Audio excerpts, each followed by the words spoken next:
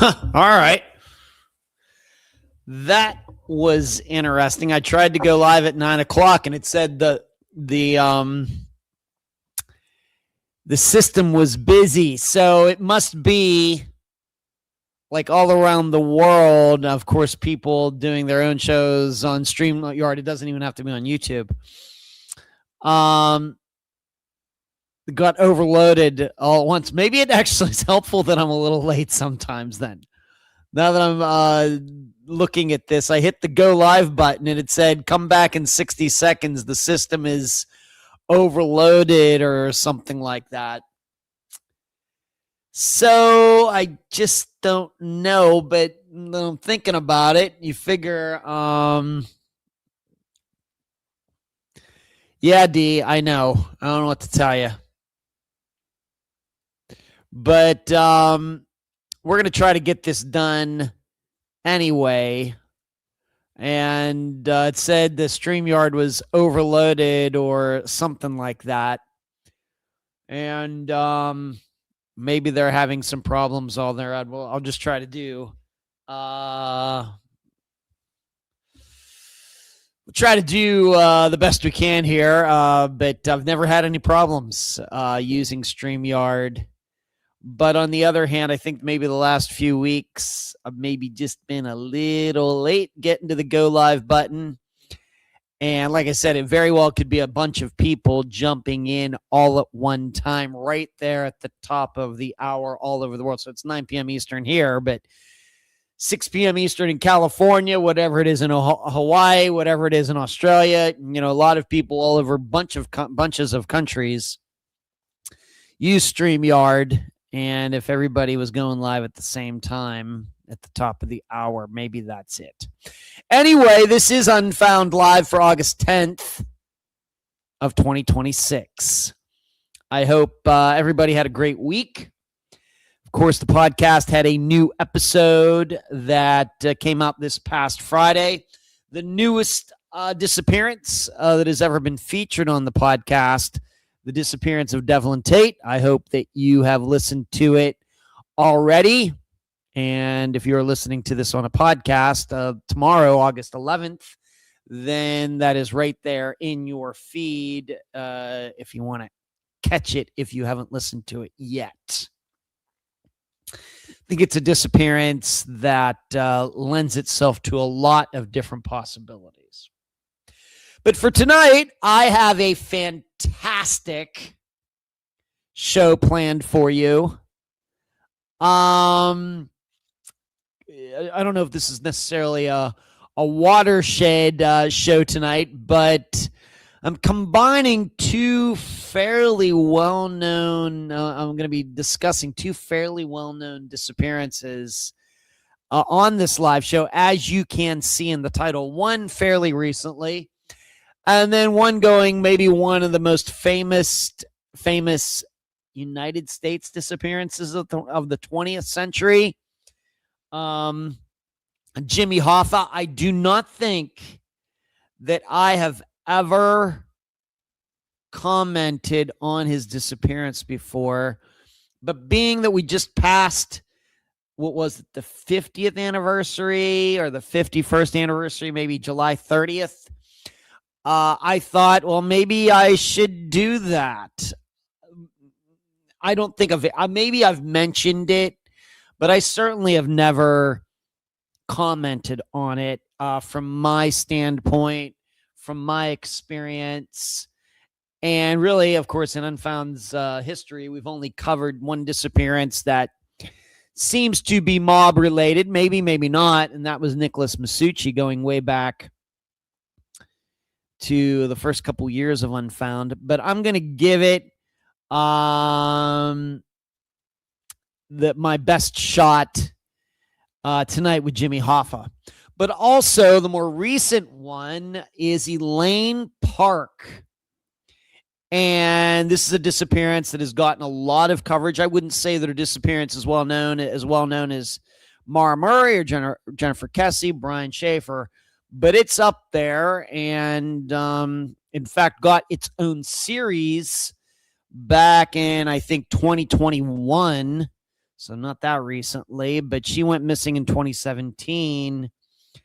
And so I'm going to take a shot at both of those, take a look at both of those tonight before we are done. And then the third topic up there is something I've been on the agenda. It's been on the agenda. It's been on the agenda, and I keep not getting to it.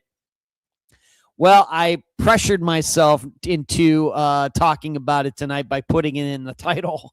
And that is, what are we supposed to think about clusters, statistical clusters? And in this case, I'm going to be talking about a disease that has popped up in a city in California. And of course, the locals there are all worried. Is it environmental or whatever else? And I have some experience back, in this area, because this is something that I consider when I look at disappearances. And so I'm going to try to apply that to this cluster of illnesses or a disease that has hit a town, a city in California, and it's way above the national average of which this occurrence is happening, and everybody's really worried about it. So I'm going to talk about that as well. I'm also going to be talking about something that happened in Nevada when I lived there, not in Las Vegas, but in a city in Nevada that was very similar, and try to give you my insight into it. Maybe you've heard about these stories or not. I will try to do my best with that tonight as well. As you are watching / listening tonight, there are a variety of ways that you can support what we do here at Unfound. Patreon.com /Unfound podcast. PayPal.me /Unfound podcast. You can hit the join button if you are watching on YouTube tonight. Of course, you can also watch on Facebook. It's happening right now. And then I see somebody is already, nephew Charlie, helping his uncle out by contributing through the super chat. If you'd like to do what Charlie did, you will find that button on your screen or in your app, your YouTube app. So that's a variety of ways you can support what we do here. In addition, as you know, right there on the screen, missingpersonsconsulting.com. I'm here to help. If you know a family out there that needs help, needs guidance, they're confused, they're stuck, they don't know what to do, they don't trust the police, they don't trust private investigators. If they need to get some good insight, orderly insight, where I'm going to point them in the right direction, missingpersonsconsulting.com. As you're watching tonight, if you are new, please consider subscribing to this channel. And then also, as I've been saying for years now, please give this video, this show, the thumbs up. The thumbs up, which you can find. Once again, give it a like, give it a thumbs up. A variety of other places you can find Unfound, the unfoundpodcast.com. You can see all of the episodes ever featured on Unfound there, along with all the media like pictures, news clips, of course, the map videos that I do. I even did one this past week for Devlin Tate. Of course, we got Facebook group, Facebook page, Instagram, Twitter, or X. Sorry. So we're in a bunch of different places, of course, right here on this YouTube channel as well. So let's see who is in here. And I'm just going to give you the weekend review. Hello, Charlie. Hello, I am a dinosaur. Hello, Fire Country Girl. You're early for once. Congratulations to you. D said, yeah, there was something when we started that was a little weird with the streaming, D. Thank you, Charlie. You're very generous, nephew. Hello, LaFord. What's going on? Marty is here almost on time. In fact, for Marty, that is on time. In fact, for Marty, that's early. Marty, it's good to see you. Maybe you're freeing up some time with all of the great stuff you have going on. Good to see you, Marty. Marty, by the way, Marty and I share the same birthday, August 1st, but he is much younger than I am. Hello, DD Wonder Woman. LaFord, you're interested in my take on Hoffa. It's not going to be as in-depth as I'm going to get on Elaine Park. I'm not going to go through the timeline or anything, LaFord, but I'm going to give it a pretty good shot. Travis, appreciate all you do for the missing. Well, thank you, Travis. You're very kind watching from Facebook. Need to come back in our podcast locating the lost. Travis, anytime. I don't turn down invitations. So if you'd like me to come back, you just email me or send me a message. You just tell me what you want to discuss. It doesn't even have to be anything that has been featured on Unfound. If you think that there's something that insightful, we can have a discussion on something that you might I can give some insight on, or you want to pick my brain or whatever else, all you have to do is email me, unfoundpodcast@gmail.com. Certainly. Absolutely. Let's do it again. Sure. Yeah, LaFord. Yeah, join. You won't regret it. Yes. Travis, do you subscribe? The missing 411 thoughts on missing people. Missing 411 is David Paulides, right, Travis? Rarely do David Paulides and myself see eye to eye. So I guess the answer would be no. It just he, of course, he has covered a lot of different disappearances, has a lot of different opinions. So I don't want to say that we're totally different thinkings on everything. But if you wanted to be more specific, Travis, please put it right there in the comments. Always got to give a thumbs up. I'm trying. I hear that hyping videos helps now too. Yeah, happy late birthday. Yeah, I always try and make time for Unfound. Thank you, Marty. It's very kind. So, what is going on? Not the greatest week. Last Wednesday, kind of knew the answer. And I kind of knew the answer, but didn't have any factual reason to back it up. We put a different answer. Luckily, we didn't put any points on it. So we got points, but there were some teams that got the final question and passed us up. Always hate when that. We were like leading going to the final question. So that would be like in Jeopardy. Somebody's leading, but somebody else wins instead. That's kind of what happened last Wednesday. We had a great night except for that.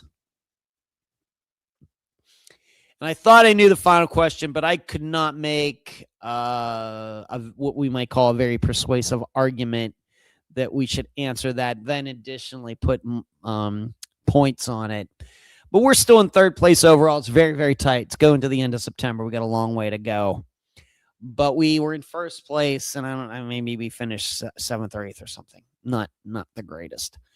And then on Saturday, tough night, and I can't say that I was part of the problem. I was part of the problem on Saturday evening, and just don't have time to go into it, all of it. But some of it, more than some, my fault on one particular answer. And had we not bet any points at the end, we would have finished second. But we bet points, didn't get it, and so we fell down. If we just stayed the same, we would have finished second, which, given how we played on Saturday, would have been really, really, really good. So not the greatest. So this is just how trivia goes. I'll win. I'll be on winning teams 3 nights in a row, or like a Wednesday to a Saturday, a Wednesday or a Saturday or whatever. And then it'll be like 6th, 7th, 6th or something. So that's just kind of the way it goes. Of course, different locations, different types of trivia. The people on the trivia teams are totally different. I'm the only person on both of these teams that's the same. So there's that. But trivia week, not that great. Answered a lot of questions right. Didn't have a lot to show for it. The weather here has been beautiful. We had some like rain after rain after rain and tropical storm out there in the Gulf, and it'd be nice in the morning and then it would rain the rest of the day, or it would rain like till 4 o'clock and then it would get nice. You just weren't getting complete sunny days, but we've had some. So I've been out, been working on my tan a little bit. I don't know if you can tell. Maybe compared to my face, you can kind of tell. I always cover up my face. I have enough wrinkles as it is. But been working on my tan. And if you're wondering what I listen to when I'm out there, usually out there for about an hour, variety of things. Being that my Pittsburgh Pirates stink, I've been trying to shy away from the Pittsburgh Pirate podcasts. Been listening to some soccer podcasts about the United States men's team since the World Cup. I have listened to the Consult podcast. I'm a big fan of Julia Cowley and her group. Listened to some of that. I was listening to Aaron from Generation Y. He's on his own he brought back his podcast Framed. So I listened to that a little bit. He's doing a great job. In fact, I think I told you last week that he and I spoke a couple weeks ago and had a really great talk. Maybe we'll get together to do production together in 2027. Maybe I brought to him an idea. We'll see. He's still thinking about it. If he doesn't, totally fine. What I presented to him was fairly daunting. But we'll see. But so he's doing that. What else do I listen to while I'm down there? Of course, I listen to my hard rock, heavy metal music, and songs that I would like to sing. Singing, by the way, my singing practice has been going very, very well. I've moved my lessons to Tuesdays. So tomorrow is my lesson. I've been doing that for about a month now. Fridays got a little complicated for my teacher because she is a performer. She is in Canada. She is a musician, singer, bass player in Canada. And for her, Fridays sometimes are a travel day or a warm-up day or a practice day. And so she had to cancel a couple times, like maybe in May or June or something. And I just say, well, let's just move it to another day of the week. So we moved it to Tuesdays, and that works out really well with my schedule. And I'm left wondering, why weren't we on Tuesdays for like all the time now? But that's going well. But what else do I listen to? Of course, I have my tablet so I can watch some things, and I'm going to get into that in a second. I've been watching Miami Vice reruns.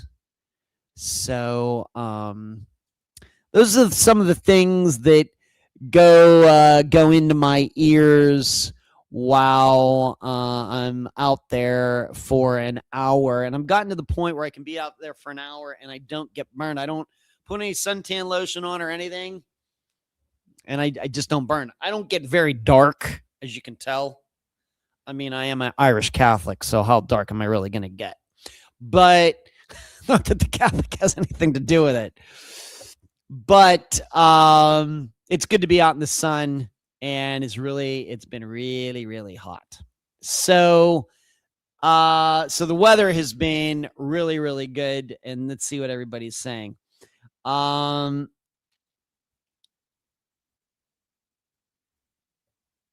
Thank you, Fire Country Girl, for the late birthday. Yeah. Hello, Fishing. What's going on, Jay? Wow, Jay.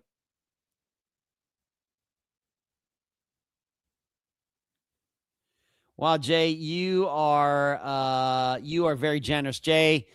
Jay says, here's a tip. I've been listening to for 9 years. While you're one of the originals, Jay, I'm impressed. You've put a lot of hours in weeks and months of listening. Add that all up and see how much listening time I've created by this point. And appreciate your dedication. I listen on my long drives in your line, and she was never seen again. I'm Ed Densland. This is Unfound. Thanks again. Yeah. Thank you, Jay. Yeah, that's been since the beginning.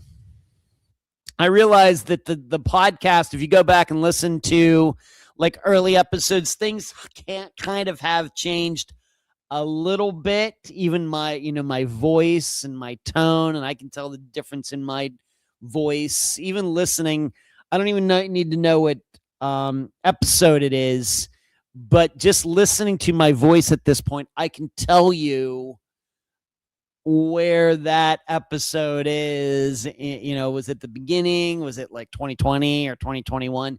Because my voice has changed a little bit, and my tone has changed over time for whatever reason. And certainly I've noticed in my voice since I started taking singing lessons seriously, really like April of last year, my voice has changed. So it's interesting, Jay. You've been listening all this time. I'm wondering if you noticed that or not. Jay, you were very generous. I just, there are no words. Thank you so much. And good to see you tonight, by the way. Good to see you. Thank you for making the time. Jay, your San Francisco Giants. Yeah. Well, at least, though, Jay, you've had some pretty good years, though, in the 21st century for your San Francisco Giants, right? They won the World Series, right? Some point here in the 21st century. My Pirates, we had those 3 years, 13, 14, 15. Everything else has sucked. But yeah, it's not good. And yeah, okay, Jay, you have. And Tay D, I've been with you only 8 years. You're still on the high side, I think, of the average, D. And I thank you both. Thank you so much. And of course, I do a show with D every Thursday evening at 8 p.m. Eastern. And although we get off on some other topics and sometimes we talk about other stuff, non-true crime stuff for a little bit, really been trying to hit disappearances that seem like Nancy Guthrie's on D's show on Thursday evenings. So hopefully all of you are checking that out. We're doing certainly as good a job analyzing that as anybody out there, surely. In fact, D and I were even joking about it a few days ago. D, you sent me something about how somebody else is looking now at other disappearances similar to Nancy's. I said to D, well, we've been doing that since February, So, and I have a lot of fun with D on Thursday evenings. So go check out her channel. D, why don't you put the link to your YouTube channel if you could? Jay, YouTube, no problem. True. 3 in 5 years. Okay, right. You had the World Series 3 in 5 years. Yeah. Yeah, if the Pirates could just do 1 in 5 years, if they could just make the playoffs consistently, I think most Pirate fans would be happy. Can't get it done. Just can't do it. And they're falling apart again this year. So that's kind of what's been going on. I've been good. It's been fine being 56. I feel great. Been eating good. Been eating well. I've been able to maintain my weight. Going to the gym. Getting my 1 hour of walking in. If you're wondering what I do on the treadmill, I don't do any running because I want to save my knees.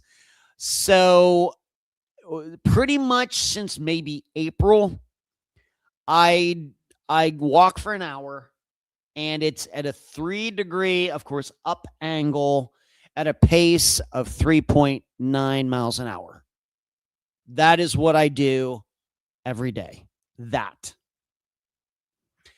And that, with my length of legs and everything, you can do these calculations. It amounts to about 7,500 steps a day.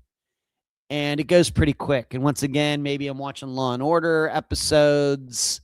And who knows else what I'm listening to or watching while I'm on the treadmill. And it goes pretty fast. Of course, all I have to do is go downstairs.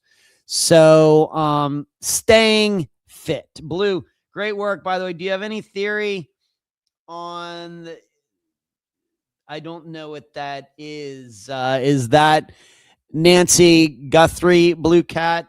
Is that what that is? It has a little square there. I'm not sure what that means. So if you need to type it out or something, please do. I'll be listening. Go ahead. Yeah, Jay wanted to say hi. Yeah, hi to you, Jay. Thank you. Thanks for checking in, Jay. Great to see you. Thanks. Yeah.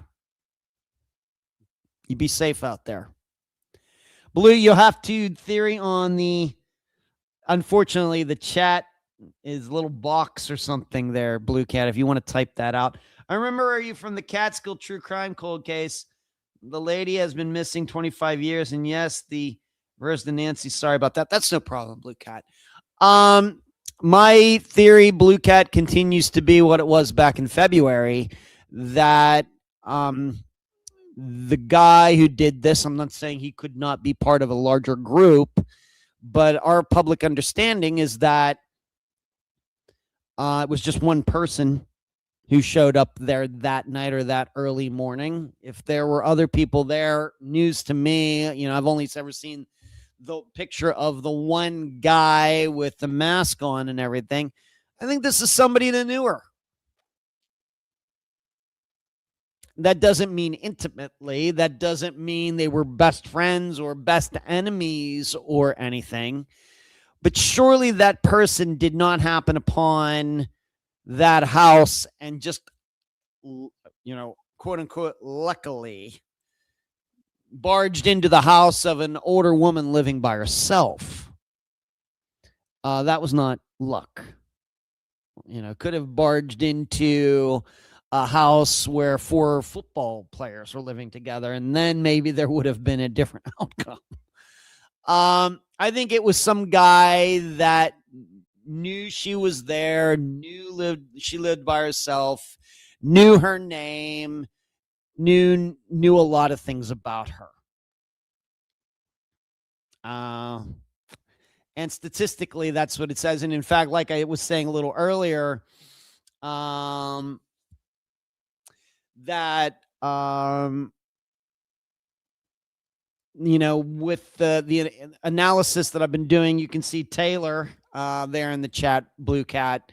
I've been appearing on her podcast or her YouTube show since February, where we have been looking at these types of cases.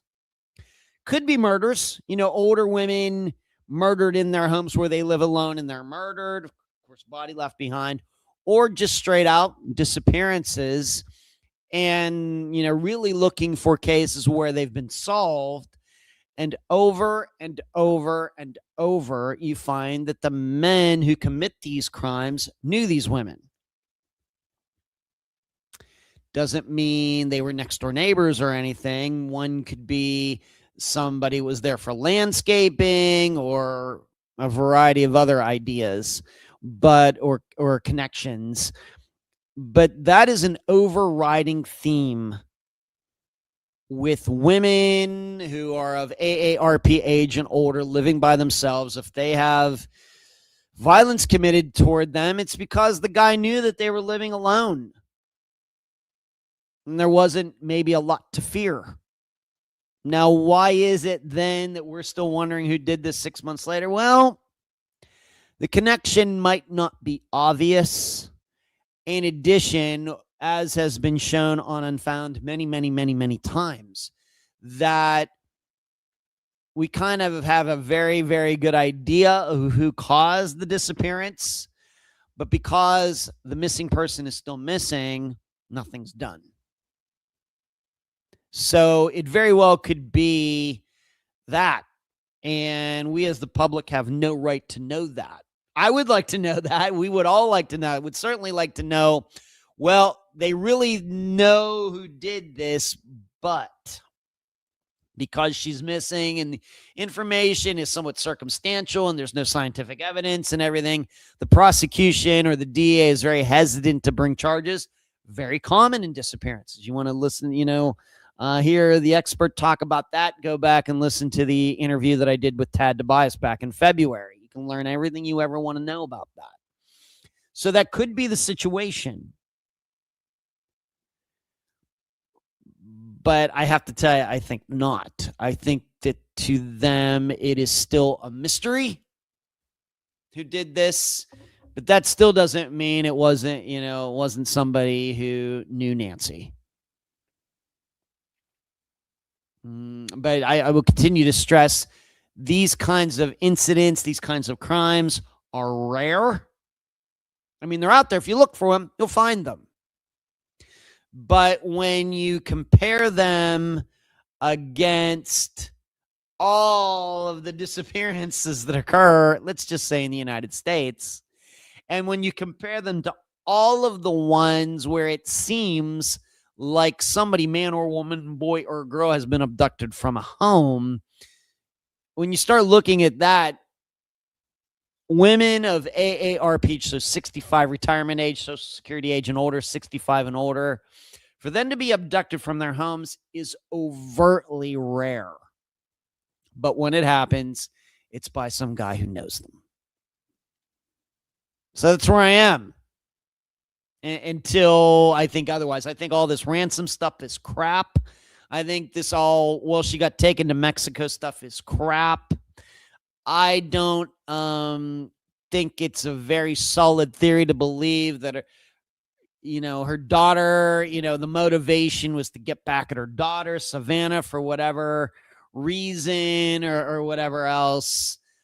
If that were the case, as many famous people we have in the United States, their parents would be getting abducted and murdered all the time. We know that's not happening. And even as I stated last week or the week before, Michael Jordan's father was murdered. Bill Cosby's son was murdered. Neither murder had anything to do with Michael Jordan or Bill Cosby. That's just a start. Mark Ruffalo, the actor, his brother was murdered. Had nothing to do with it being Mark Ruffalo's brother. So I'm not inclined that fame had anything to do with it, and certainly don't believe this was some sort of ransom thing. In some way, Blue, thank you for sharing feedback. The landscaper thing sticks with me too, because when I operate a zero turn lawn, your wrist bends over similar to that lawnmower. Yeah, okay. Yes, I've been following closely, going on 7 months now. It's insane. That you want to use that word. That's not probably the word that I would use. It's just rare. It's rare. And as I stated early on, nobody should predict that this is going to be solved quickly. Too often today, being that we are such now with Instagram, TikTok, we've become so visual. We as humans, you have become so visual that, we have to remember there was a time not that long ago where there were no movies, there was no television. You had theater, but people had to travel a long way on horseback or whatever else to watch a play being performed or an opera. So mostly people were audio, people playing, some sort of rudimentary guitar or violin or something like. They were more audio based. But here now in the 21st century, we're so video based, visual. And so we think, well, we have video of the crime. Well, this should be solved in no time. Not true. Not true. It's kind of like Missy Beavers. We have her killer on video. And I think they even have video of the actual murder that, of course, they'd never show publicly. Still unsolved. Still unsolved. So I will continue to say, even here in August, 6 months into this, that there's no reason to believe that the disappearance of Nancy Guthrie is going to be solved anytime soon. It very well may be, but there's no reason to think that. Just because it's well known and there's video and everything else. It could have been the Uber driver. D says could have been. Blue Cat, that Audrey Aaron case was weird too. Going almost 25 years now, still no vehicle. Yeah, Blue. I don't know if I have time to get into that. There's a lot of other things I want to get into tonight. But I happen to believe that she will be found with her Jeep one of these days. I happen to believe that, all the routes that have been checked just is not the correct route that she took that night. Unless she just decided to run off and start a new life somewhere. Possible. No facts to dispute that. But I happen to think that she took some route. She might have been going to her parents' house instead of her own house. I think that was brought up in that episode. And she fell asleep with the wheel, dodged a deer, had a heart attack. Pick one. Doesn't take much at the wrong time. Yeah, the Nancy conspiracies are way too conspiratorial to. Yeah, I'd stay out of that. By the way, are a joke, if you ask me. They keep looking for Molly Miller or Colt. BUEAWP are a joke. If you ask me, they keep looking for Adventures with Purpose. Yeah, well, Molly and Colt have been found, so no reason to look for them anymore. I hope so too. There's so many ravines and gullies. Great.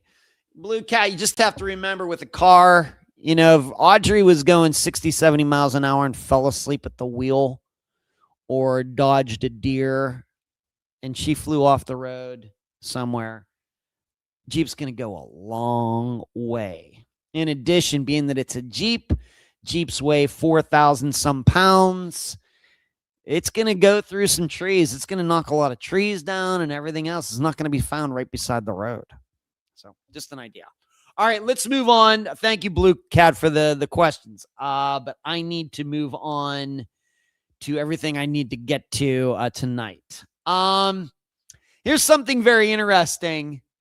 I have started getting into the true crime part of the show, but just to give you, at least I find it interesting about myself. I did not have HBO when The Sopranos came out. I guess that came out in 99. It ran for 7 seasons? Was it 1 season a year or something? So it ended in 2006, somewhere around there. And I never got to watch it when the new episodes were coming out. It's kind of like Seinfeld. I never watched Seinfeld when it was actually on new episodes coming out between 89 and 95 or 96. I never tuned in. Not once. Not once. But since then, I've seen them all in the reruns many, many, many times. I know all the episodes and everything else. Kind of the same way with The Sopranos, that I never watched it because I didn't have HBO at the time. But then sometime after that, when the DVDs started coming out, I think I got some of them as a gift for my birthday, maybe from my parents or one of my siblings or something. And then maybe I bought some of them. And so my Sopranos DVDs are sitting right there, right off camera. Well, because, and I'll get into that later, because I want to watch the series True Detective, which I've never seen either. I now have HBO Max. Got it on my smart TV just this past week. And so I've started watching, going back to episode 1, this first season of The Sopranos. And now I'm into season 2. And so I watch it when I'm doing some Unfound work or I'm doing my singing practice for an hour. I'll be watching, and it's weird how it hits me differently than it did back then. It's still fantastic. The acting is, it deserves every award that it got. And it very well may be one of the best TV series of all time. Very well may be. And like I said, I've seen every episode, even the final one, which of course a lot of people didn't like and everything. And I know all of the, Richie Aprile and, everything, the crazy,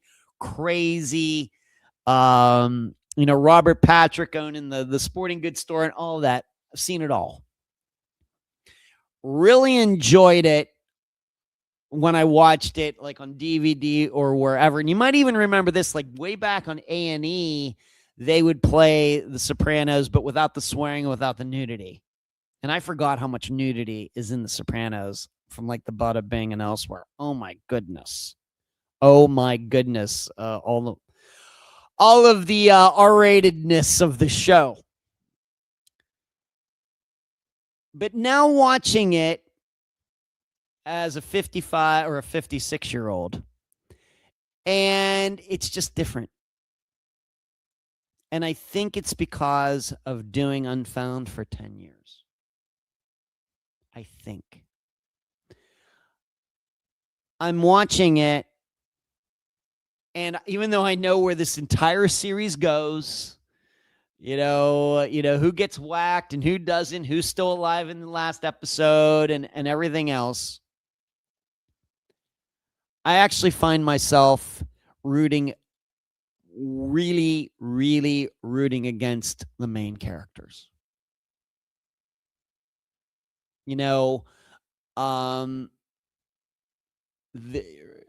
Tony and the rest of them, they've gone from characters you love to hate to, for me, characters you just hate.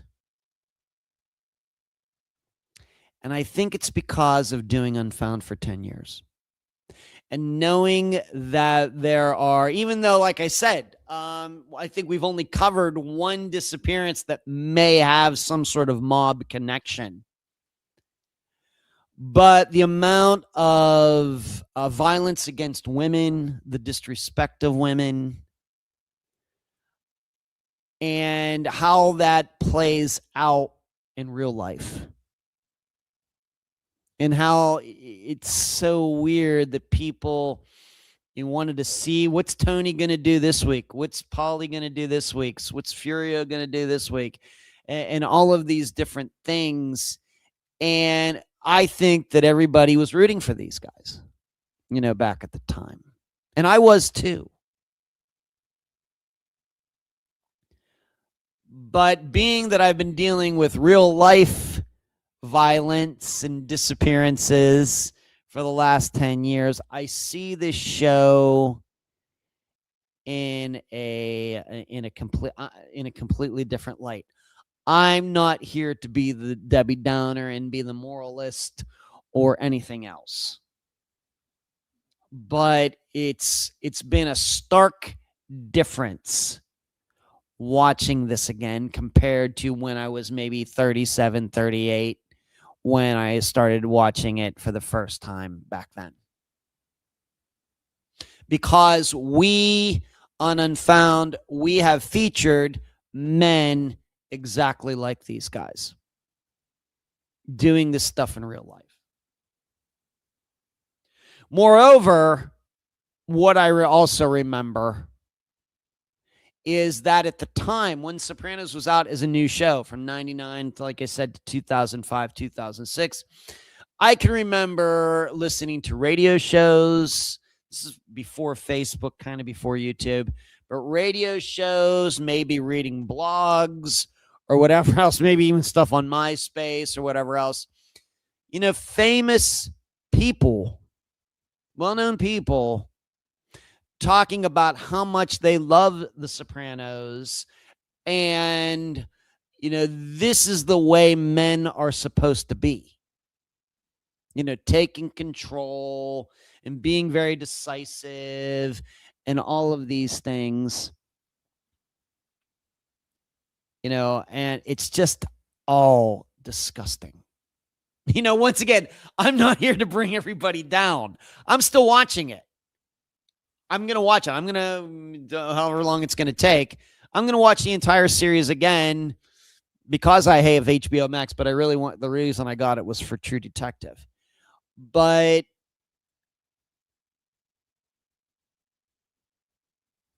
I know it's entertainment, but are people taking the right message away from it?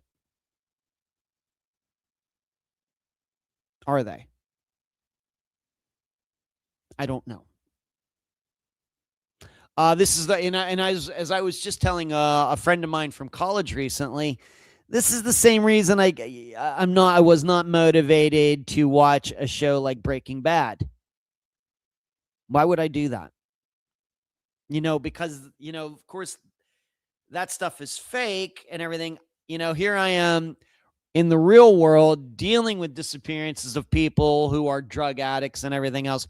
Why then am I watching a show about glorifying some guy who got into this business and is getting away with all this? Why would I do that? Why would I do that? So I've never seen Breaking Bad. Of course, I've never seen Game of Thrones and all Mad Men or anything like that either. So it's just been, as I have written in my notes over on this other computer, it's good, but it's terrible. I find myself hoping that they're all killed, even though I know most of them do make it to the end of the run of the series. I think doing this job of Unfound has changed me in viewing things like this. So, don't know. I just thought all of you should know. I'm not here to change your mind. You are not the ones who do this as a job. You listen to me do my job. You listen to the guests talk about what they've been through, me interviewing them and everything. It's not your job. All of you are accountants and teachers and truck drivers and whatever else. And certainly, for example, if you're a truck driver, you certainly have a different view about the highways and construction of the United States as a professional driver compared to the rest of us. And maybe that's what I'm trying to explain here when it comes to me watching a show that caught, guys making other guys disappear and assassinating people and all of this stuff. And then realizing, well, yeah, this is the stuff that I'm covering in real life and how bad it is and how badly it ruins lives. And really, that's one of the things that's never shown on The Sopranos. Because the victims' families aren't the focus; the killers are. So there you go. Yeah, there certainly are funny moments on The Sopranos. In fact, just today was the episode where Olivia Soprano, who may be the worst character in the history of television, she tells Artie Bucco that, Tony was the one who burned down his restaurant. I was on, and of course I knew that. I'd seen the episode many times before and everything, but even now as watching, I'm like out loud in the gym on the treadmill saying, oh my gosh. And even though I'm just shaking my head, oh my goodness. And there's Artie Bucco. It never occurred to him that was done. But she is a piece of work, Olivia Soprano. The funny thing is, I heard that woman in real life was like the nicest woman ever. But, oh man, is she the worst on The Sopranos. Oh my God. LaFord, taking Sopranos is a great talk. Sopranos doing. They would agree with you now, I believe. Yeah. I've never listened to. Maybe I should put that on my list, LaFord. Maybe I should. Thank you for bringing that up. And Breaking Bad is wonderful too. Yeah. I can probably say very confidently, even though I am a big fan of that actor whose name escapes me. Escapes me right at this moment. I think he is fantastic as a person. He does great interviews. He was great as Dr. Watley on Seinfeld. Of course, he was a character in an excellent X-Files episode. I really not ever got into Malcolm in the Middle, but Bryan Cranston in his name. That's his name. He's fantastic, compelling, good. Seems like a really, really good guy and everything. I can just tell you right now, I'm never going to watch an episode of Breaking Bad ever. D says I'm not a big Breaking Bad fan either. Okay, listen and then watch the episode after. All right, LaFord, thank you. All right, I'm getting tips from LaFord tonight. LaFord, once again, LaFord, longtime listener of Unfound and supporter on Patreon, Think Tank member. So I just wanted to run that by you.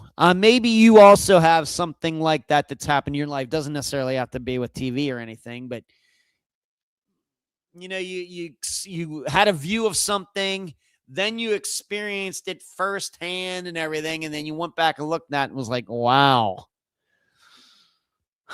Man, my opinion has certainly changed on that. Why is Breaking Bad is awesome? You should watch. I know, LaFord. Thank you. I know. But no offense to you. I highly respect you, LaFord. It's probably just never going to happen. All right, let's get The Sopranos, watching it. And like I said, I'm going to get to Jimmy Hoffa before we're done tonight. Just some other things that I want to go to before I get to those three things on the list. Going back to how the HBO talk even started, I need to watch True Detective. Once again, never watched it. Because I'm finally getting back to, of course, I think maybe I talked to all of you about this last year, maybe even the year before. I'm working on a TV series.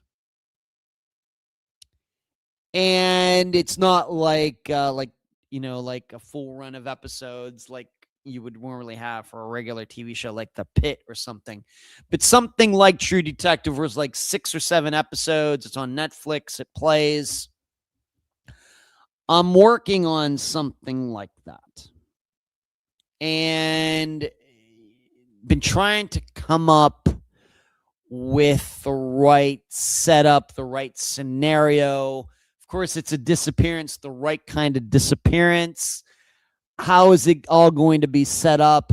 How is it going to, be true to what a lot of what goes on in real life? How can I incorporate what I've learned about disappearances, but it still be entertainment, still be emotionally compelling? I don't want it to just be like some disappearance class. But I think I'm finally at the point where I've kind of got a lot of that stuff ironed out. And so I'm finally starting to work on it. Like I said, I think it's going to be 6 or 7 episodes that I want to put together. Fortunately, having been in entertainment at one time, I still have some connections in that world. But I'm going to be working on that. And like I said, because True Detective is kind of the same thing, so many episodes, and it runs out and things get resolved at the end, and then they start a new season, I guess, even with different characters or whatever. So I know that Jodie Foster, of course, was eventually in it. Started out with who? Matthew McConaughey and Woody Harrelson were the detectives. And so they kind of switch. So maybe somewhere down the road, that's what we can do. We have our main characters for the first season, and it's really, really popular, and it's compelling and everything. I'm dreaming right now. But I think I finally got everything worked out, especially the end. Of course, it's, with disappearance, I don't want it to be hokey. Like, to me, like Gone Girl, totally hokey. Totally hokey. Just totally hokey. And so I have to come up with something that is, once again, in the realm of entertainment, but has a lot of the way things work in real life and how things are investigated, how things get messed up, how people don't know what they're doing. And certainly I'm using some cues from some of Unfound's own disappearances using them as story cues within all of this. But the reason I'm looking at True Detective, I want to see how they divvy that up over several episodes. And of course, I'll have antagonists and everything. I have to make disappearances, as we know, are not easy to solve. I mean, most of them are solved by luck. But of course, you can't have a TV show, any sort of good mystery that is then resolved by just some hunter out in the woods coming across the bones at the end of the series. That would suck. But then how do you set up a disappearance that is actually solvable, but it hasn't been resolved for several years? So if the disappearance took place 15 years ago and now somebody is looking at it as a cold case, and we know how often that is not successful, no matter how much done, whether it's Jody Huisentruit or anybody else. Well, what then changes? And is it a change that isn't hokey? It's tough. It's really, really difficult. But I think I got a good handle on it now. I think I do. Pretty sure. So I will continue to tell you about it as I work through it. Most importantly, I have to just get episode 1 done, setting everything up and introducing the main characters. I would call it right this point, if you're wondering, well, what's kind of in your head, Ed? I would say if you combine the X-Files with the original Hawaii Five-0, the Jack Lord 60s into the 70s, into the early 80s, Hawaii Five-0, something like that. A mixture of that. All right, moving on. Also, I'm working on some other things. As I said, we wanted to somehow do a new series. May not happen to 2027. But I have given Eric some marching orders. He's reaching out. Going to be maybe doing some FOIAs on some things that I would like to get into. So that's going on behind the scenes as well. Also this week, be looking for at least one new Your 2-Minute Disappearance lesson. Of course, I've been doing those. How many more? 4 at this point? 4 or 5 so far. They're right here on YouTube. I know they're not getting a ton of views. I don't care. I'm doing them just to get them out there, get them on the record. And if you've watched them, I really appreciate it. So be looking for that later this week. Usually just do a couple at a time and then release them, one this week, one next week, or something like that. Also, I need to discuss if you didn't see it, the Colt Hayneses, of course, Colt and Molly, who went missing years ago in Oklahoma. They were missing. The remains were found recently. Of course, they went missing after the car chase with Con Nip. Colt's obituary was posted. I do not believe that Molly's has been yet. I'm not sure it's going to be. I have no idea. But it is notable that in the obituary, they gave the last day of Colt's life as the disappearance date. And which tells me that then is the date on the official document for his death certificate. I think this is notable. I don't think that the authorities in Oklahoma or Colt's family would allow that to be done if they thought that Colt and Molly had lived for a day or several days after the night of the chase. Even though we know there have been many rumors out there that they were taken here, they were taken there, they were seen here, they were seen there. Maybe they were alive even a few days later, things like that.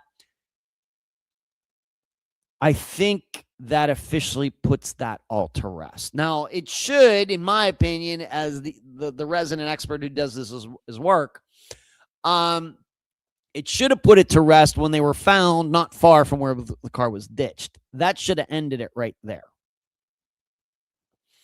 But not, of course, officially. But now on the record, official, notarized, and everything else, it's now accepted that Colt died in the early morning of that day. Now, why that happened, I guess that's still up in the air. Maybe we'll never know. It's been so many years that this might be a Tom Brown situation where we never do get a cause of death. That will be frustrating. Even going back to Tom Brown, even though I have a certain idea about it that doesn't involve foul play, I want to put on the record right now. I wish for sure we did know what happened. I know what Phil Klein and others are saying. Well, there's 2 blows to the head and everything. I'm not getting into that. I wish we had an official cause of death for Tom Brown. Even if I were wrong, I would be fine. I'll be fine.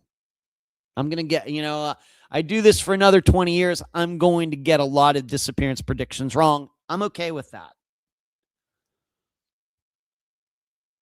I just want, resolutions that are true, because that helps us. But we don't have that for Tom. And getting back to Colt and Molly, we don't have that for them. But at least we know that according to the state of Oklahoma, or that county or whatever, they officially died that early morning, that day that is the accepted disappearance date. It's noteworthy. I don't know how any other people see it as noteworthy. I certainly do. Let's see what people are saying here. D wants to be in it. I don't know if I'll have control over the show. D. Ed, if you're looking for an extra of the prehistoric variety, I may be able to help. That would be something to put a dinosaur in a show that happens in the 21st century. That would be something. You need to petition the production company that's doing all of the Jurassic Park sequels. I'm a Dinosaur. I think you'd have a good shot there. Everybody will be watching. Man, CGI has gotten so good. Oh my gosh, that dinosaur looks real. Little will they know, I'm a Dinosaur. Yep. Mary, good morning. Good Monday evening, everyone. We had a bad storm come through. Sorry to hear that, Mary. Fire Country Girl, I've never watched it. I'm guessing you mean the Sopranos Fire Country Girl. Now, Criminal Minds, boy, howdy. I watched that. Okay, it would have been whoever the BIA sent them out to. Okay. I'm a Dinosaur. I got a dinosaur to laugh. That's a first. I got a dinosaur to laugh. Okay. Gonna have to put that. I can mark that off my bucket list. I'm a Dinosaur. All right, let's get to these items that are on the list. And I'll go to Jimmy Hoffa first. Like I said, I'm not getting into timelines or anything like that. But being that we just passed the 51st anniversary, he went missing July 30th of 1975, so just a couple days before I turned 5 years old. There's a story. He was at some restaurant. He got into a car, never to be seen again. And over the years, stadiums have been dug up, basements have been dug up, walls have been ripped out, all these people putting out all these books about how they know where Jimmy Hoffa is and everything. He has never been found. And I know, they've tested DNA, they've tested this, they've tested that. Nothing there, and so when you see the new expose on the disappearance of Jimmy Hoffa, there's nothing new. This is like the JFK assassination. Somebody brings out new information on the assassination of JFK. There is no new information. That's just marketing. That's all it is. There's nothing new with Jimmy Hoffa. So the way I want to look at this, and like I said, I'm pretty sure I've not done this before. First of all, you have to understand, well, what was going on with Jimmy Hoffa? What was it that seemingly made him a marked man? Now we know that the Teamsters and unions, certain things. Maybe even today, of course, they portray that in The Sopranos. Speaking of which, but the mob and organized crime, whatever you want to call it, was much more involved in the unions than maybe they are today, and everything. And the big beef was that Jimmy Hoffa was trying to stop the mafia. He was the president, and he was trying to stop the mafia from retaking control of the Teamsters. That's what he was trying to do, even though he wasn't, he was a criminal himself and took, all sorts of money and everything else. Just to put it simply, Jimmy Hoffa was not in the mafia. He was not in the mob. Because of the work that he did, he knew people there and everything. But you should not think of him in those terms. Certainly crooked in many ways, but he was actually trying to stop them. He was trying to maintain his power, and because of course, union dues and controlling projects, construction projects and everything else, big money for them. Big money under the table, no show jobs and everything. Of course, once again, if you've watched The Sopranos or even Law and Order, you kind of know about these things. Of course, then it comes to that day and he disappears. Well, how do I analyze this? Well, first of all, you have to look at it this way. Certainly, there were many people in the mob who have gone missing. In fact, we covered one of them, Nicholas Masucci. Although he was not a hardcore guy, it's generally accepted that he had connections in the mob. He was mentioned in FBI investigations in 1974. He said he was going out to do something, never returned. His car's found in New York City. Nicholas Masucci, never seen again. Still, we have to view Jimmy Hoffa's disappearance through the eyes of, it was much more common for, if the mob had problems with somebody, to just whack them and leave the body somewhere than make a person or people disappear. All right, that's something that we just can't look at Jimmy Hoffa's disappearance and say, well, they were making people disappear all the time. Not really true. Not really that true at all. Certainly violent, certainly harming people, but most of the time, these people would be found dead in their cars or in the river or in a freezer or buried somewhere, something like that, but not an outright disappearance.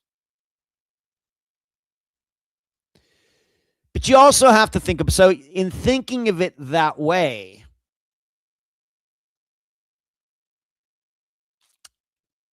you have to wonder, well, if they wanted Jimmy Hoffa out of the way, why didn't they just shoot him? Why didn't they just whack him? As so often they did. That's how John Gotti became as big as he was. Guys coming out of a restaurant, guys waiting for him, whack him right there in the street, right beside their Lincoln Town car. Boom, they're dead.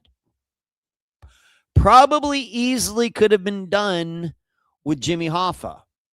Obviously, that's not what happened. If they wanted him dead, if he was coming out of the restaurant right that day, why didn't they just whack him right there? Shoot him, boom. Could have gotten away with it. Of course, this is 1975. There's no DNA yet. There's no video cameras yet. There would have been a lot of easy ways to get away with this. Why didn't they do that? In addition, a lot of times, mafia would whack people and leave them where they are to make a point. People see the violence, they see the blood, they see the bullet holes and everything, and that can be really, intimidating to any other people who are thinking about challenging them. Whereas a disappearance, certainly bad. I mean, that's the work that I do, but what can they always say? Well, the guy might have taken off. He might have been put in witness protection or something like that. Not disappearance just doesn't quite have the same hard edge to it, sharp edge that a murder does in this context. In a world where violence is common and threats are common and everything else, disappearance just doesn't quite, the way I look at it, have the sharp cutting edge to it, the intimidation factor that a murder does.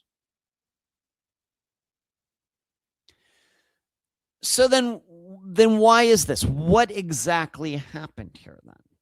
Why did Jimmy Hoffa go missing, in contrast to why wasn't he found shot on the sidewalk, or found shot in his office, or found shot in the shot execution style in the back, in the back of the head, in a car that's been left in a parking lot somewhere. I'm thinking things like from Goodfellas, whatever movies, the way things have been portrayed. Of course, I don't know anything about being in the mob or anything. Why is that? Why did they make him disappear? My best guess, and I should say mafia disappearances are not overtly common, especially when compared to murders. It's something to really, really remember here. So my idea in looking at Jimmy Hoffa's disappearance is that I don't think that his disappearance was planned. I don't think that when they got to that date, July 30th, despite everything that might have been said, the problem we have now is there's so many people who are motivated to say, oh yeah, we really wanted to kill him, just because they like the attention. It's hard to understand or believe whatever was going on July 30th, 1975. No matter what people say today. Because people will say anything about anything just to get attention and be outrageous. I'm not convinced that they were planning to kill Jimmy Hoffa that day. He's certainly dead. But I don't know if the mob really had this plan, or we're going to pick him up and we're going to take him here and we're going to shoot him and we're going to do this and we're going to do that. The reason being is I don't know if planning that all out, especially given how high profile Jimmy Hoffa had, that they thought they could get away with that. In addition, it does seem to me, and once again, trying to just educate myself quickly in preparation for the show tonight, that it seems that Jimmy and the mafia were still in some kind of negotiation here. It did not come to a hard conclusion where,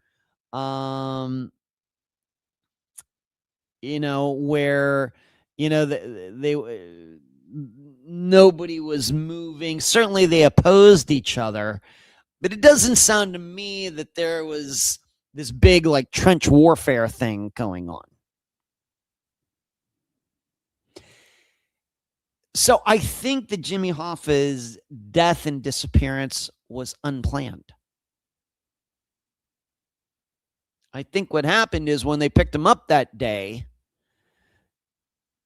that, especially given seemingly that he got into this car willingly and he was with people that he trusted and everything else, that they had a meeting somewhere. They went somewhere to continue to talk things out. And then something went wrong. Things got violent. Maybe it was just as simple as they sat down, they started talking for 15, 20 minutes, a half hour, And the mob uh, realized, oh, wait a minute, this guy is serious. He's really not going to give us what he wants. This is behind the scenes. There's no cameras here, there's no reporters here and everything, and he's still taking the same attitude toward us. Oh, now we get it.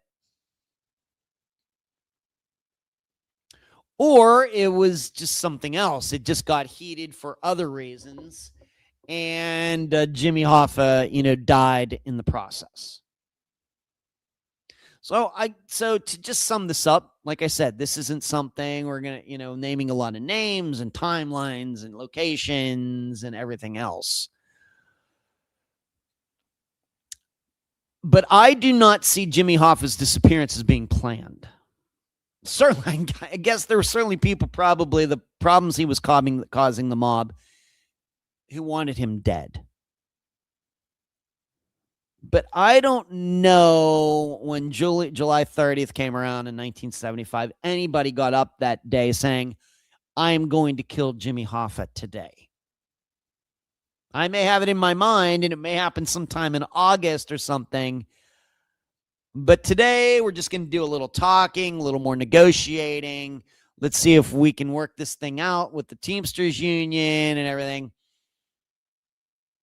And then something went wrong. That's my attitude. I realize that runs counter to the way it's been portrayed over the years, and everybody wanted him dead and everything. I just think that if they really wanted him dead, this would not have happened like this. I mean, we know the mob has never shied away from, very public murders and leaving dead guys in the street and everything. And certainly, maybe if we want to think about a disappearance, of course, there was the guy who was a neighbor of John Gotti. The guy ran over, hit John Gotti's kid, and really disabled him and everything. And then that guy just ended up going missing one day. But I think in that case, of course, I don't understand it, what happened, but they wanted that guy to disappear. I can understand that. Whereas if they murder him, everybody's going to know that it had to do with him hitting John Gotti's kid. Whereas with this, it's just a little bit, assassinating Jimmy Hoffa out in front of some restaurant certainly would have sent a message to all of the Teamster members who continued to be behind him, right?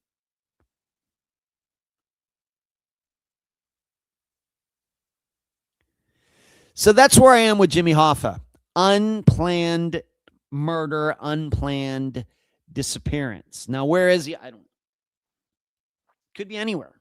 Could be in the Meadowlands under the stadium. Could be in that house. Given that it's been 51 years, even, of course, Mary Jane Van Gilder eventually figured out what happened to her. I would not say that the odds are too high that we're ever going to find any remains of Jimmy Hoffa. What's everybody saying here? Shelly says they will never find Jimmy. Fire Country Girl says Criminal Minds. Yeah, I don't want to, not looking to get into Criminal Minds. I do the same watching fire and medical shows. Not into those. I've never seen an episode of ER. I've never seen an episode of Grey's Anatomy. Nothing. Rockford makes his first appearance tonight. A good evening to you. I've always thought that the particular gangsters who took him didn't want to become targets themselves. The mafia factions didn't always agree with each other. That's true. Definitely open unplanned, though. Maybe they picked him up and he ran his big mouth. Could have just been somebody with an itchy trigger finger. That happens. I just don't think that it was planned. I just think if they wanted to really make him disappear and they got up, all right, we need to make Jimmy Hoffa disappear. I just don't know if that's the way you go about it. The way it seemed to have happened that day. All right. Moving on. Once again, anybody can email me, unfoundpodcast@gmail.com. If you're listening to this and have your own opinion on what you think happened to Jimmy Hoffa and whether it was planned and everything else. I want to talk to you about this cancer cluster that has happened in California. I don't know why these kind of stories. I don't know why. There's something about them that always catches my attention, even though I'm not really into medical stuff and not interested in chemistry or biology or anything, but I am interested in statistics. And I think, I've kind of brought that to looking at disappearances, and I think it's helped me be able to be fairly accurate when I start making predictions about what happened in disappearances. So this is okay. We got 38 minutes left. Families in a rich California enclave have claimed an extremely rare cancer has struck more people than first feared, and that its root cause could be due to the rampant use of pesticides. Locals in Ladera Ranch, Orange County, kind of down in your area, Kathy's in here tonight, and Rockford, have spent months raising concerns. At least 6 local children were diagnosed with Ewing sarcoma, a bone and soft tissue cancer that affects only about 200 to 240 children nationwide every year. Now residents say their own investigation has uncovered what they believe is an unusually heavy use of pesticides and herbicides throughout the community, and that more than 60 people could be impacted.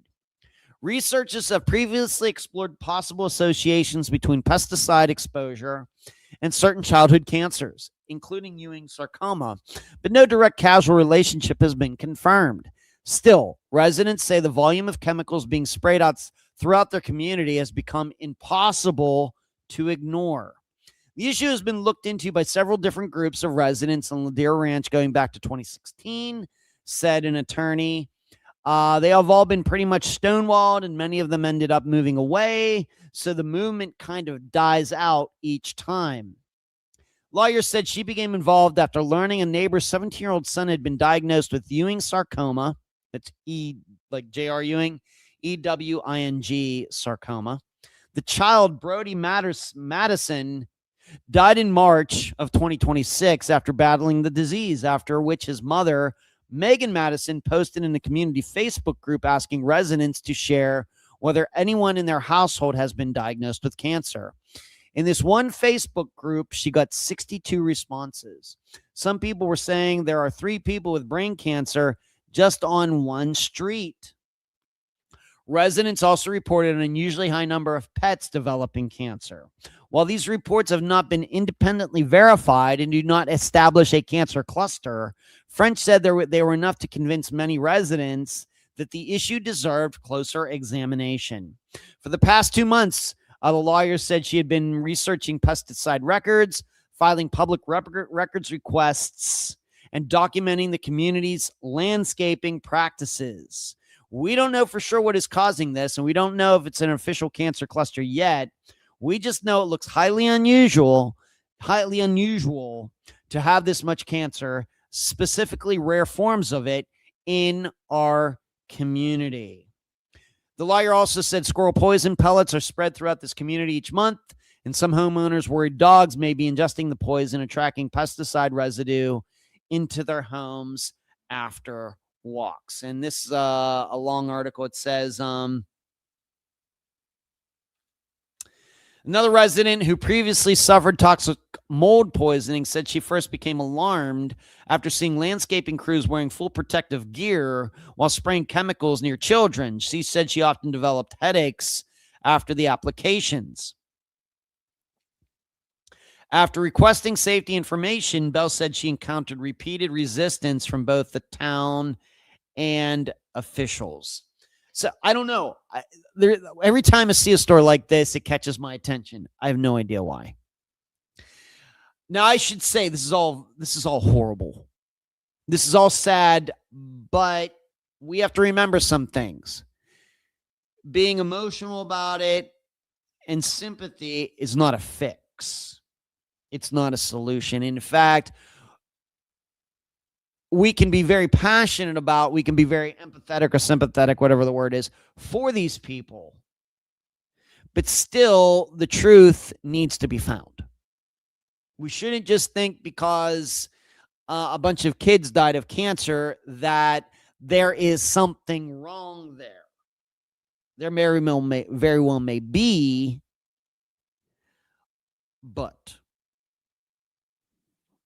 sympathy and emotion should never be a substitute for good analysis.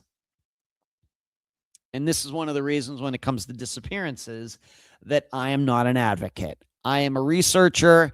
I am a reporter. I am an analyst. I am not an advocate. Advocates skew numbers to get attentions for disappearances. They blow things out of proportion. They're really more like marketing people. They are not analysts. I'm not a marketing person for disappearances. I'm a marketing person for the podcast. I am not a marketing person for disappearances. That's what advocates do. That's why, once again, I don't consider myself an advocate. So here's the tough part anytime you get into something like this. It's not enough to just say, these kids in this example are suffering from something that is going on in this community, because you also have to do the opposite. You also have to say, well, why is it that everybody else is not suffering from it and hasn't had it happen to them? This is a two-part problem. What is it about something? Maybe it's pesticides, maybe it's nothing. I'm going to get into that in a moment. But if there is something that's going on in this community that's affecting certain people, why isn't it affecting everybody else? What do I, just on in general, what do I think? You know, claims about pesticides have been made for decades.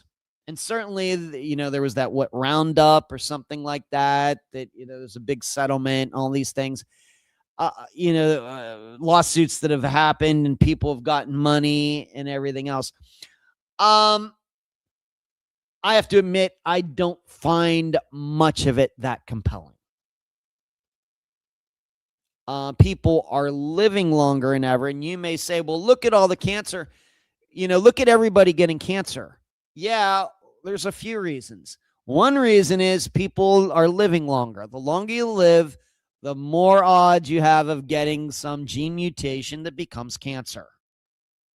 In addition, of course, up until maybe 40 years ago, when did MRIs start and CAT scans and all those things? Whenever that started, there was no real way to check certain parts of the body for tumors. So when we hear about something like pancreatic cancer and how, it's like, you only have like a 10% chance of living through the diagnosis, getting rid of it and continuing to live. You're thinking, well, this is sure new. What happened here? It very well may be that people died of pancreatic cancer going back to the beginning of time, but you just couldn't test for it. And it very well could be that somebody who died in 1920 started as pancreatic cancer, but they actually died of a heart attack. And so it goes as heart attack. It doesn't go as pancreatic cancer because they had no way to test for it. You have to remember that. I also want to bring this up. There was something like this that happened in Fallon, Nevada when I lived in Las Vegas. Fallon, Nevada. And what happened was there was a childhood leukemia cluster, I forget what is the rate. Does it have what the rate was here? It doesn't say, but they had an unusually high rate of childhood leukemia in Fallon, Nevada between 1997 and 2002. Now you need to understand Fallon, Nevada. It's not a very big town, but So the CDC, all of these government agencies, the military, everybody, scientists went into Fallon, Nevada, trying to figure out why this town had an unusually high concentration of kids with leukemia. Of course, many kids did not have leukemia at all, but it was much higher than whatever the rate is for children to get cancer or leukemia. In Fallon, Nevada, the rate was way higher than that. Despite millions of dollars and hundreds of people trying to figure out, looking at the water, looking at radiation, looking at how, back in the 1950s, they set off nuclear bombs and everything, in Nevada up there at the Nevada Test Range Area 51, on and on and on. After millions of dollars and everything else, do you know what they found? Nothing. They never did determine why these kids got leukemia and all of these other kids didn't, and why there was a higher concentration of childhood leukemia in Fallon, Nevada compared to everyone else. They never could figure it out. Researchers heavily scrutinized several environmental theories, including high levels of naturally occurring arsenic and uranium, benzene from jet fuel pipeline serving the nearby Fallon Naval Air Station, elevated levels of airborne tungsten and cobalt, fallout from underground nuclear tests conducted nearby in the 1960s. None of the individual environmental factors were definitively linked to the disease outbreak.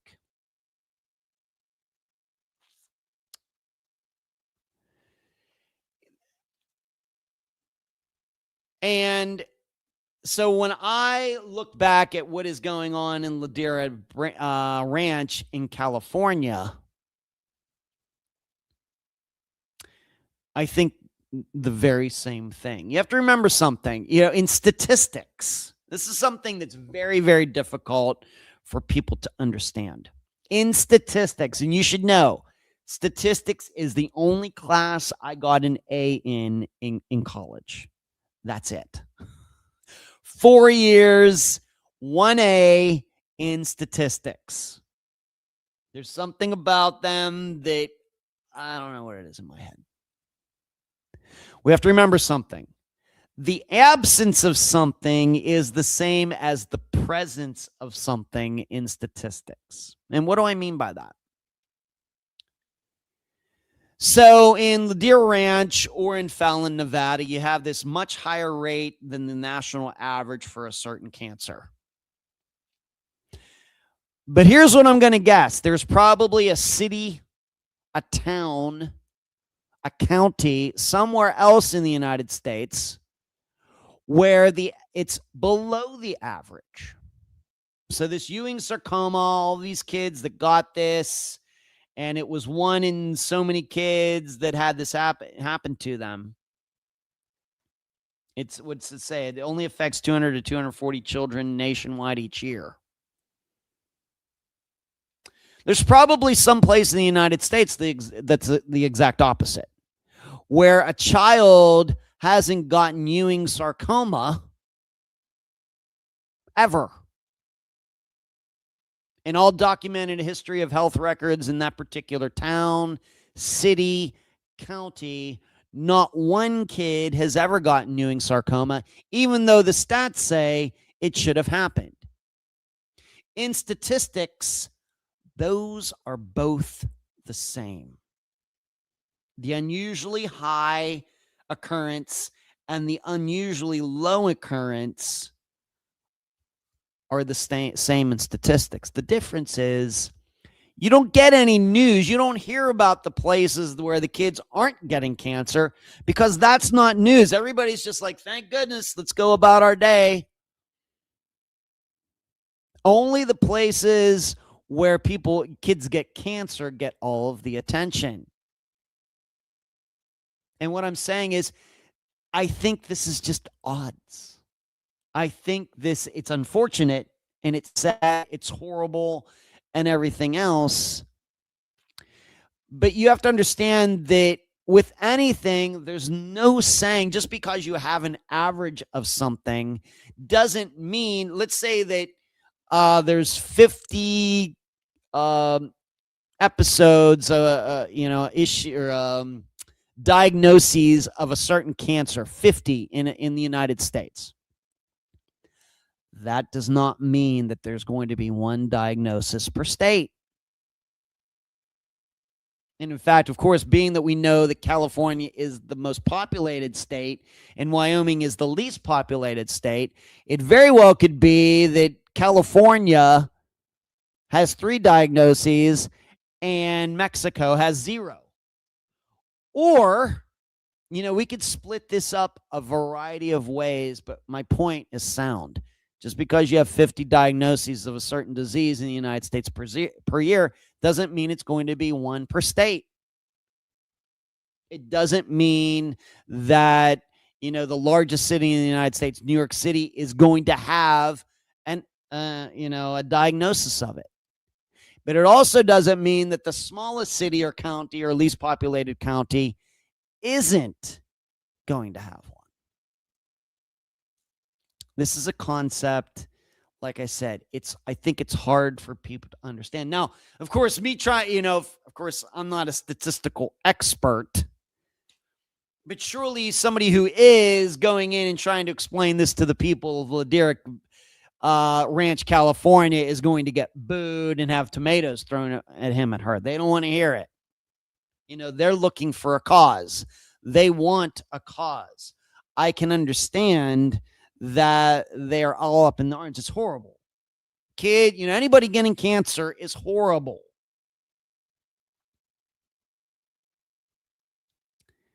But like when I started this, it's not enough just to show that something has caused cancer with a certain group of people. You also have to show why it hasn't affected everybody else. And you may say, well, it's genetics. Very well could be.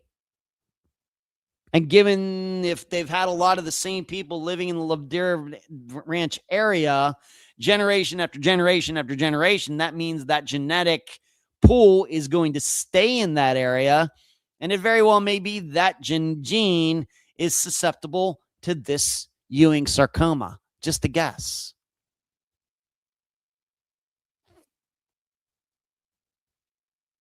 That's something that has to be considered. And I should note, going back to the Fallon example, nothing changed. They had all these people come in and do all of these studies. Nothing changed in Fallon. Guess what? Kids stopped getting leukemia.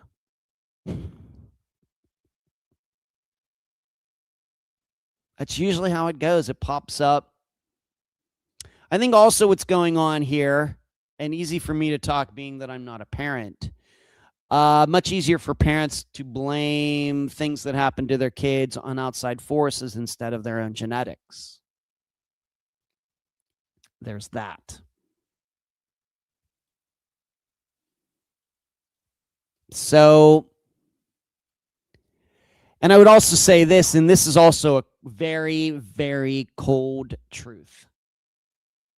We should not stop using something because a certain group suffers a side effect of it. I mean, think about all of the people who suffer from peanut allergies. Should we stop eating peanuts? Should we stop? I mean, I realize we have taken safeguards against that on airplanes and everything. Some people can die from a peanut allergy. Should we stop? Should we get rid of peanuts? I'm allergic to strawberries. Should we get rid of strawberries? People can get asthma, anaphylactic shock from certain foods, certain allergies to certain things. Should we get rid of all those products?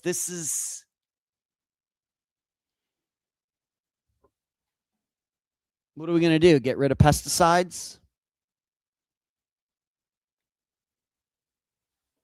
So there's that as well. I know it's a very, very cold look at something.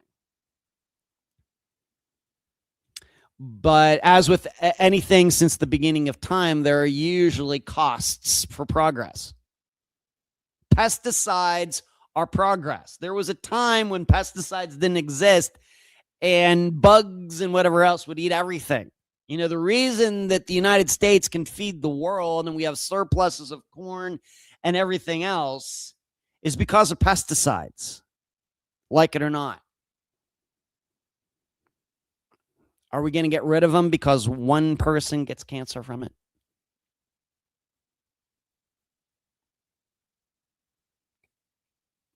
It's a good moral question. I think not. But I'm sure the people in the Deer Ranch right now are thinking differently.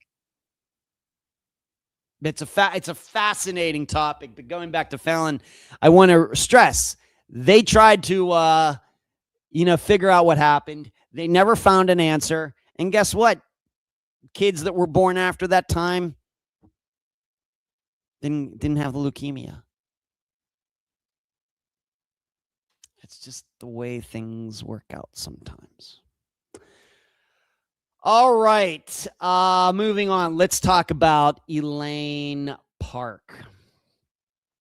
This is a disappearance that got a lot of attention a few years ago. Rolling Stone writer of the Dirt fame and that book about pickup artists, Neil Strauss. He did a podcast about Elaine's disappearance. It's a relatively new disappearance from 2017, and I want to talk about it now. I'm going to analyze it. Now, full disclosure, I actually spoke to Elaine's mother back in about 2018. But I never could get her. I'll get into that later. But I never did an interview with her. But I spoke to her on the phone several times. So this would have only been like a year after Elaine went missing, just so you know. And I've not spoken to her mother since. I don't think I've spoken to her mother since 2018. Pretty sure. Elaine and her sometime boyfriend, Divine Div Compire, went out on the night of January 27th, 2017. They went to a movie and returned to his home in the 2600 block of Delphine Lane in Calabasas, California at 1 a.m. Really nice house. According to the boyfriend, at 4 a.m., Elaine woke up shaking and appeared to be having a panic attack. He tried to get her to stay, but she left. Surveillance footage showed her walking to her car at 6:05 a.m. She did not appear distressed at the time. She's never been heard from again. I've seen this video and the videos on YouTube everywhere else.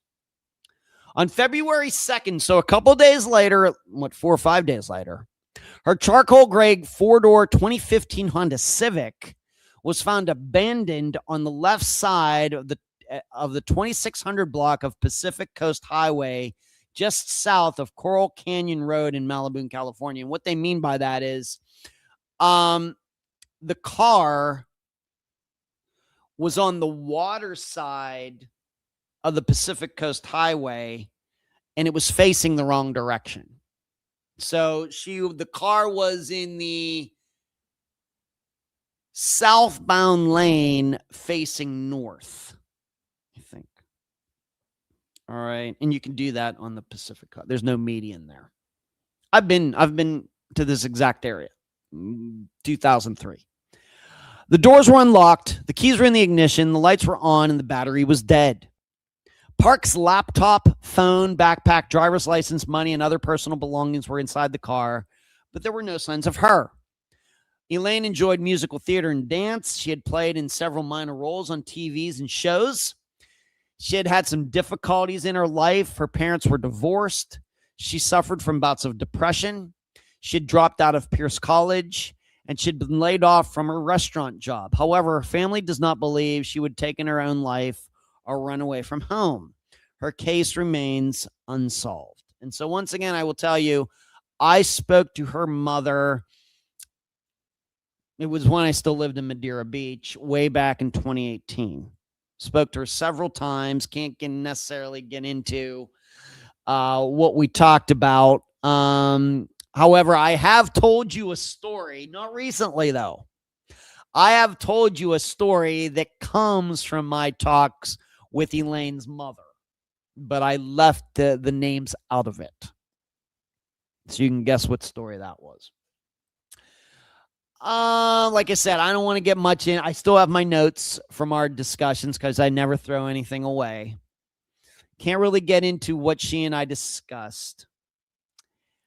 It's fair to say that Elaine's mother is a little bit of a piece of work. I got along with her just fine, but very stubborn, a little bit of a know-it-all,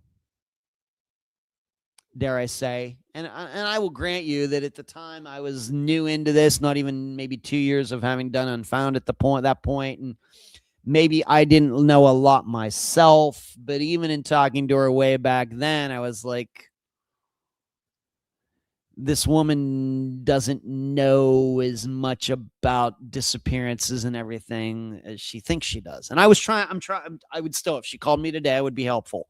But you just need to understand. Okay, that is my assessment of her. Now, having spoken to how many family members, how many guests, and all the people you don't know that I spoke to over the years and everything else, Elaine's mother was one of the most headstrong people, stubborn, know-it-all people who I've talked to. I tried to get her to come on the podcast, but she wouldn't because I think there was already an inkling at the time that somebody famous was going to be doing a podcast about Elaine's disappearance, and she didn't want to ruin that. That just kind of shows you the kind of person that she is. And of course, that ended up being the podcast that Neil Strauss did. Now, what's interesting about that is that the podcast came out, and you can look it up yourself. Elaine's mother hates it. I've not listened to it. I've read I've read reviews of the podcast and everything, and I guess as a couple people different couple people said that some people came away from that podcast, the coverage of Elaine's disappearance on that podcast, thinking that maybe her own mother caused her disappearance. I can tell you that did not happen. Okay. That did not happen. But it's interesting to me. She didn't want to do an official interview with me because she didn't want to ruin the chance for this bigger podcast. But now that when the bigger podcast came out, Elaine's mother hated it. And you will find interviews that she's done for print media in which she just completely rips apart the coverage that Neil Strauss did. Is it good? Is it bad? I've never listened to it. I don't know. Given that Neil Strauss has a reputation for exaggeration, like with his story on Motley Crue, his story about the pickup artists in LA, all of that stuff. Given that he's known for exaggeration and everything, he's probably not the best person to be doing honesty regarding a disappearance. Probably. Rockford says, a piece of work, know-it-all from Malibu. I'm astonished. I think that's where they're from. Yeah. I guess in this podcast, once again, Elaine's mother did not come out looking too good. Once again, I've not listened to it. I'm just going by what others have said.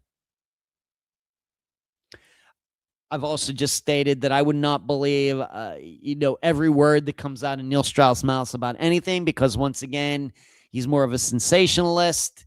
He might exaggerate things for effect.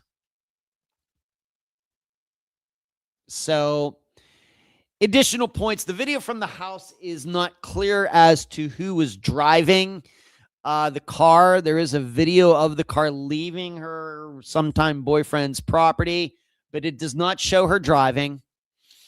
And Neil Strauss's podcast was not the only one over the years that has looked at Elaine's disappearance. But I will say, just in general, I think we can all say that, you hear about boyfriend, girlfriend at his house. She goes missing. And, we automatically think, well, the boyfriend had something to do with it. All right. That's where we usually go. And certainly when I talked to Elaine's mother back then, she had a lot of accusations. She was bringing a lot of other famous people into it who might have covered it up. A lot of finger pointing. And I think a lot of people have done that. I think a lot of people are suspicious, still to this day, suspicious of this guy. Divine is his name. Usually when I hear Divine, I think of a woman's name. But he goes by Div, D-I-V. A lot of people continue to be suspicious of him. And I really can't blame those people. I'm not saying I necessarily agree with them, but I can certainly understand their point of view. All right. So if I were in a consultation, let's say that Elaine's mother was a little more open-minded and we were going to do a consultation at missingpersonsconsulting.com, I'd really want to get, and I realize that people have looked at this, but from my own eyes and my understanding, and I think you know the way I do things, it very well may be that somebody else looked at something and I'll just go listen to that. And I'm like, no, I want to hear it from you.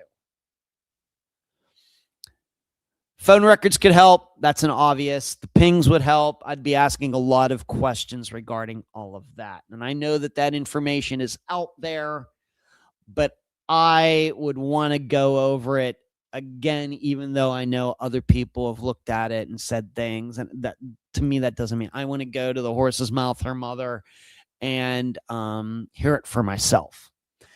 We have to remember the car was not found until 4 or 5 days later, even though it seems people were looking for it fairly quickly. So why wasn't the car seen on the PCH right away if it was there right away?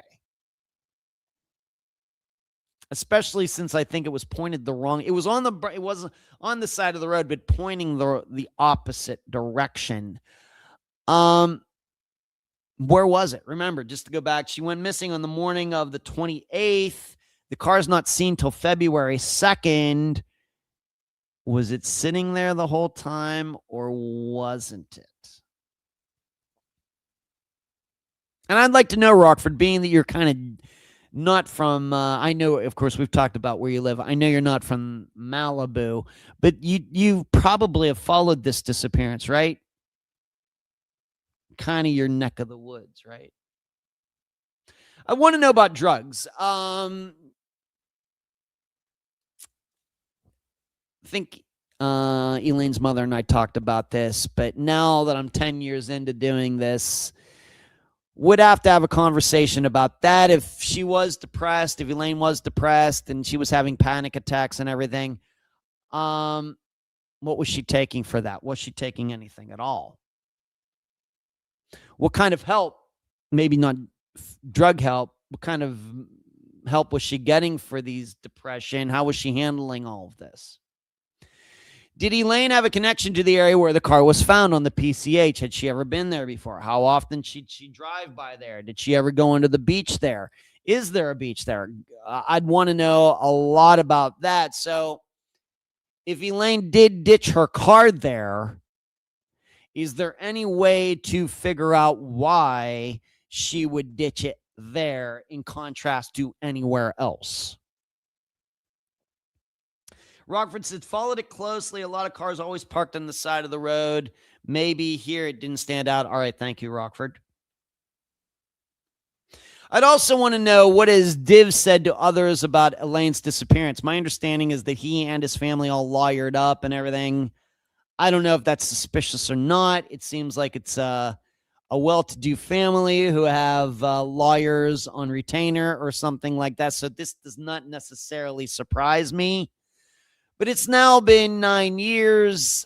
I'm guessing people just in Div's daily life have asked him, and I'm going to guess he hasn't lawyered up every time. So if we have any leaking out of what he's said, has it ever changed since that night, that early morning? That might be interesting to me as well.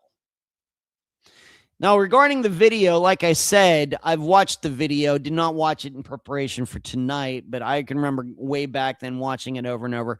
The video is not definitive, and you should not be surprised by that.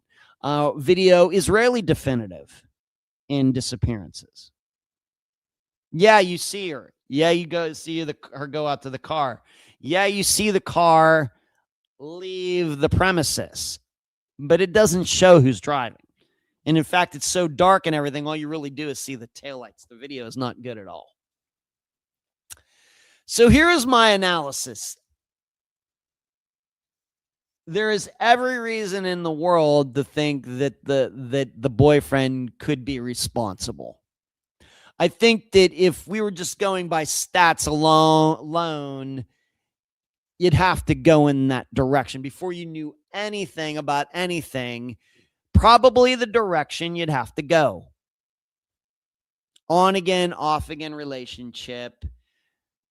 She's at his house. He has the story that she had, woke up in the middle of the night and had a panic attack and took off.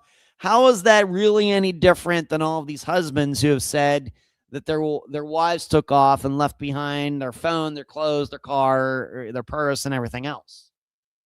Not much difference, except to say that it seemed Elaine did take her stuff. But we know how we are. I'm the same way. You hear a story like this, and you're like, this boyfriend, I don't know. This sign sounds kind of thin. Is this the best story he could create? Oh my goodness. The problem we have is that it separate from what Div said, it does seem that this was something, a problem that Elaine had. Separate from Div saying it, other people who are not suspected in her disappearance have stated, yeah, she was depressed. Yeah, there were things not going on well in her life. Yeah, she was having panic attacks. Yes. Well, that's exactly what Div said as well. So maybe that gives him at least a little more credibility, or maybe it's giving him an out. Maybe it's giving him, the perfect excuse, the perfect cover up. Maybe. But we do have to remember, this was not something that just Div was saying. People who knew Elaine well said, yes, there were things going on with her. Also regarding Div, being that he said that she had a panic attack and rushed out, that is panic attack behavior. Your fight or flight response kicks in and she takes off. Very common. And I've talked about my own issues, not with panic attacks, but with like ocular migraines once in a while. And man, it'll just freak your brain out to no end. I'm used to it now. But when I had the first one, back when I lived in Madeira Beach, I thought I was losing my mind.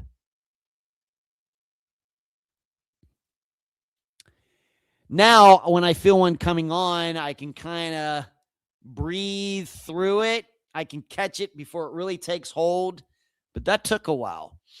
So if Elaine was suffering from this and did not have a handle on it, it could easily make your, just run off and run around a building 20 times.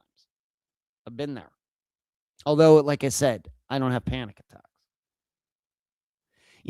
What if he did something to her, why couldn't he just say that she left? Why come up with this panic attack thing? It's a conspicuous place to put a car, isn't it? If this were foul play and somebody wanted to get rid of her car, all those little canyons going out to Malibu, you could push a car into one of those valleys. It might never be found. It might be like Audrey Herron's Jeep, never found. Why leave it so conspicuous on the PCH, a very busy highway, highway road? Why not push it over a hill in Malibu, out in the middle of nowhere in Malibu, which there's a lot of places to do that, having been there a few times. Of course, either way, if Div is involved in this, he would have needed somebody to pick him up, whether he ditches it in Malibu Canyon somewhere or down on the PCH, he's going to need somebody to pick him up. So once again, you're involving other people who don't have anything to do with Elaine now being deceased. Why would you then get other people involved? It's hard to understand. Why did the car take so long to find? Well, maybe Rockford has the answer. Well, there's a lot of cars that are parked along the PCH. I'm just wondering about the be on the lookout part of this, though, Rockford. You know, a Civic, of course, they're so common. But is it possible that Elaine was just riding around all that time? We have to be open to that. That she took off, panic attack, riding all over the place, and then she was the one who ditched the car where it was found. You know, there's no reason to think she went directly from Div's place to where the car was found. No reason to think that. The state of the car, she left the car, it seems to me, being that the headlights were on with the battery was dead and everything, did she leave the car running and she kept the headlights on so she could see where she was going? Once again, this is one of those things. If you killed a girl or a young woman and you're looking to get away with it, are you going to ditch your car on the PCH and leave the headlights on? It seems unlikely, because all that does is draw more attention to the car, especially if it's daytime or something. But what I would also say is, if she ditched the car and left the headlights on, she wouldn't have needed to leave the headlights on if she was running out to the water. So in addition to the fact that the headlights would not be pointing at the water, they would be pointing up the road. They would be pointing parallel to the road, not perpendicular to the road. And I just don't think a perpetrator would leave a car like that.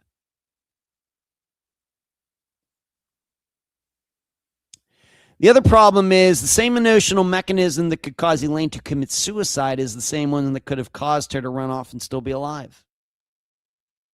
In addition, though, it's the same mechanism as she did have a panic attack and was having mental health issues. It could be the same mechanism that could have driven Div crazy to the point where he harmed her. You know, this kind of splits in a few different directions. I will say this, the state of the way the car was left with the headlights on, the battery dead, all her stuff still in it, leads me to believe that somebody else did not put her car there.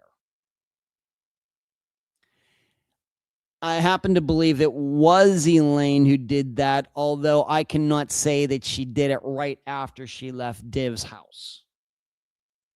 I think I could be very open to the idea that she was in a panic attack, just driving around, who knows where she was going, not knowing what she was doing, brain running crazy, not sleeping or whatever else, and then finally decided to put the car there for some reason. I don't know. Once again, this doesn't have to make sense. It just has to be factual. But I will also say I'm not convinced that she ran into the water.